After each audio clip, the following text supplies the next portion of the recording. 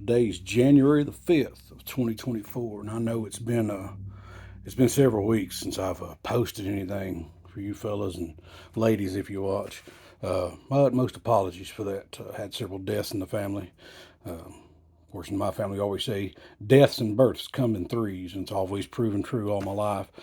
So I ended up bearing a grandmother and an aunt and an uncle, all three. Well, the aunt was my wife's aunt, not mine, but aunt by in-law, I guess. So it's always something, folks. And then, of course, you had several holidays, then a new year, and everything else. And I hope everybody enjoyed their end of the year festivities, and hope you're having a great new year. So it's been a bit. It's been a bit. It really has, and I apologize again. Sorry. Um, we go through life and we get so busy. And I know that it doesn't take long at all. Everything in the world's piled up on you, and seems like one day just drags into a week, and then a week to a month, and it just goes by so fast. And that's part of life. That's part of life, though, and that's just part of what we do. So I want you to think about a few things this day. You want to be better, then you choose to be better. It's all about our attitudes. If you're negative about everything, everything's going to be negative. If you're positive, everything's going to be positive. Now, this is the reason it's only like 5% of people, are considered the top 5%. And it's the difference in their attitude. It's because they look for positive things. It's not, I wonder if this will happen. For them, it's not an if, it's when it's going to happen. And that's what we need to do, especially with our children. Well, how am I going to raise my son? It's not how am I going to raise my son? No, sir, no, sir. It's this is how I am going to raise my son. We have to know the difference. I'm going to raise my boys to be men. I'm going to raise my daughters to be ladies.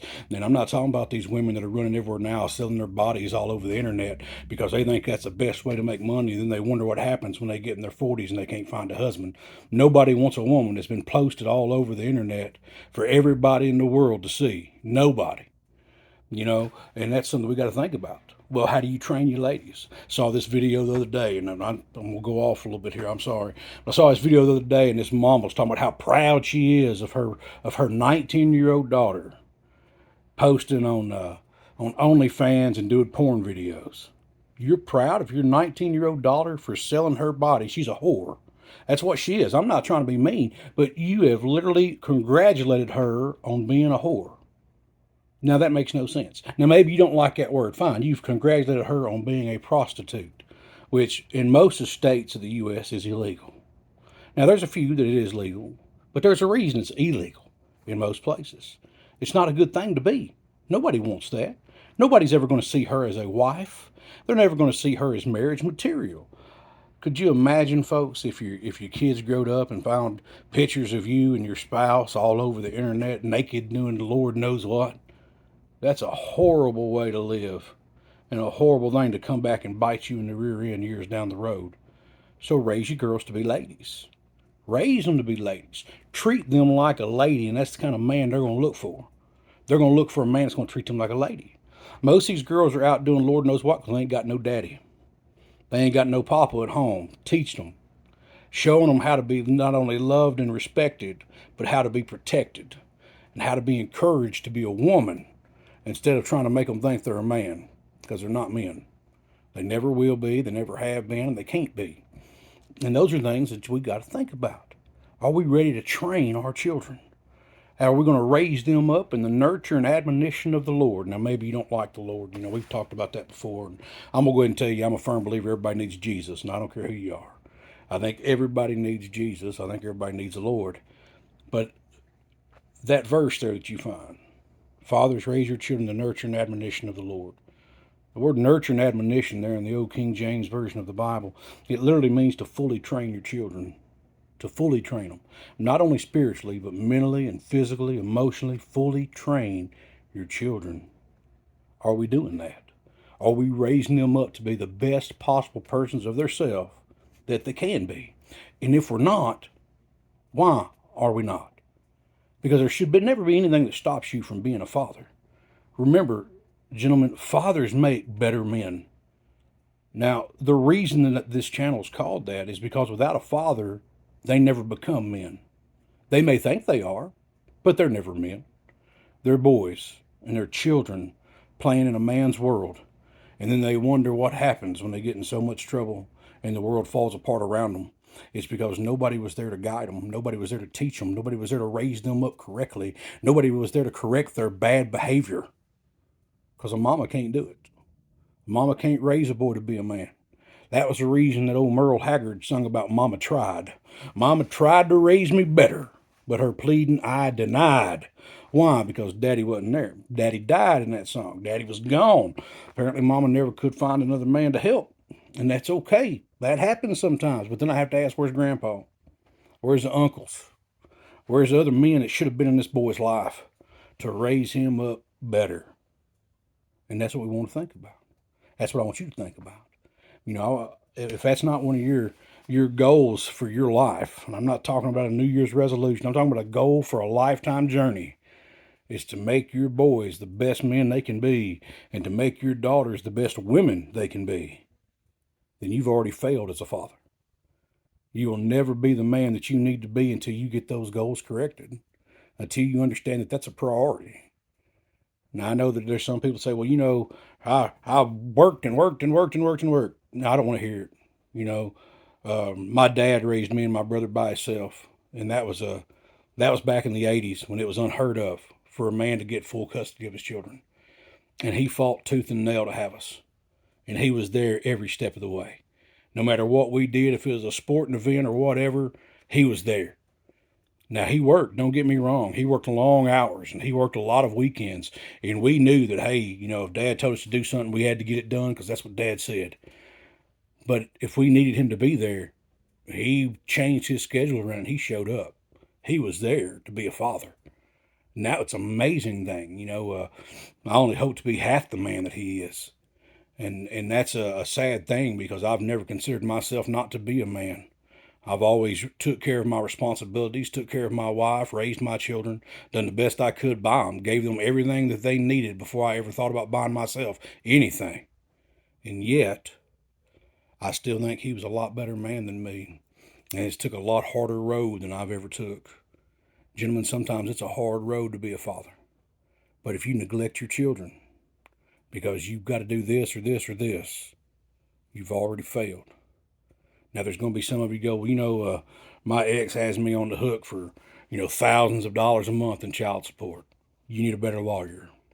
I hate to put it that way, but you need a better lawyer. Our system is rigged. It's rigged to make sure a woman gets whatever she wants. But if you fight hard enough, you can change that. And I know that's a hard road for people to understand and people to think about because it's always about that money. Money is nothing more than a tool to be used. It should have never been our life's goal. Retirement is a hoax. I'm gonna go ahead and tell you, gentlemen, if you're 55 or less right now, roughly, you ain't gonna get no Social Security. You're gonna work all the way up till you die. Because look at the inflation that we have now. It's through the roof. It's gonna take a lot to change that. It's gonna take a lot to get us back to being a place where our dollar's worth something. And I hope that one day we can get there. But right now, it's gonna be a struggle. Me, I'm in my mid-40s. I'm going to go ahead and tell you, I'll work until I die. There'll never be a retirement unless something miraculous happens. And I'll walk outside and trip over a root and fall and hit my head on a gold brick. It ain't ever going to happen. And I'm okay with that because for me, money's just a tool. What does it do? It pays my bills. It helps me to help other people. Gives me the ability to give other people things that they don't have. Such as, helping a homeless person get a coat or being able to help people that you know they're in need, whether it be food or whether their house was hit by a tornado or lost in an earthquake or vanished in a flood, to be able to give people like that a little bit of help. That's what that money's for. For us to say, oh, well, I got to take all this up and I'm going to hoard it in the bank and that's what I'm going to do. Look, friends, live debt-free as best you can. I know that's hard to do for most of us. But live debt-free. Teach your children. If you ain't got the money for it, don't buy it. Don't live on a card. Don't get them in the habit of trying to live paycheck to paycheck. Get them on a habit of being able to have that money put aside in case they need it. But also knowing that just because it's put aside doesn't mean you can't help other people. And that's something so hard for this world to understand. Help other people. Help them. You know, don't be like the billionaires and open your own, tax-free charity just so you can give yourself money and get a tax break. That's well, I think those people are going to burn. I'm going to be honest with you. I don't think they're going to make it where they would like to go. And that's I know that's tough for a lot of people to hear. It's real tough. But when you die, somebody else is going to spend your money anyway. So I'll give you a little story about that. When I was a kid, I grew up. I grew up in Middle Tennessee. Um, I was fortunate enough to have some older friends that knew a lot of farmers, and that got me into being able to haul hay and cut tobacco at different times. And one of these old men that I'd hauled hay for a lot of my youth during the summers and stuff, he got old and got sick. Here he is in his 90s and he's in the nursing home. And I went by to see him one day, and the man's in there just pouring his eyes out. And I'd never seen a man cry a day in my life, ever. And I walked in. I asked him, what's wrong?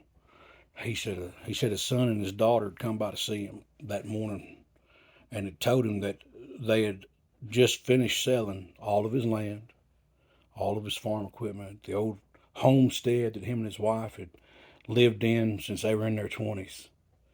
You know, he said it was all gone. Everything was sold. Everything he worked for all his life, the kids had sold it just to have the money. And that was a valuable lesson to me right there. Don't cry when you get old because somebody else spends your money. Spend it while you got it. If you want to leave them something, fine. But our kids should never expect for us to give them everything in life. Our society is broke because instead of our parents raising us, and then as our parents got older, we take care of them. Especially in America, we've become a generation and a society of people that we throw all of our old people in the nursing home just to let them die. And I don't know how many nursing homes I've been in, but I can tell you it's been a lot. And I've seen these people in there that you can stop and say hello, how you doing to them, and it makes their entire month because they have family that never comes to see them. They threw them off in there, and that's where they're happy to have mom and dad or granny, grandpa, aunt and uncle, whoever it is. And they just don't care. And so these old people sit there and they suffer. And they suffer with loneliness more than any of us could really ever think about or imagine. And yet that's the society we live in. How far we have fallen as a nation. How far our country has fallen. And we're not the only one. There's other countries that are like us. Yet there's still other countries that remember those core values of honor and family, love, virtue, commitment, taking care of one another no matter what the cost or what the price of our own self.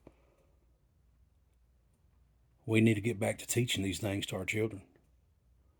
We need to make them understand the value of older people and the value of their experience and the things that they have done in life and the things that they can teach us. Because those are valuable lessons that were hard won and hard fought.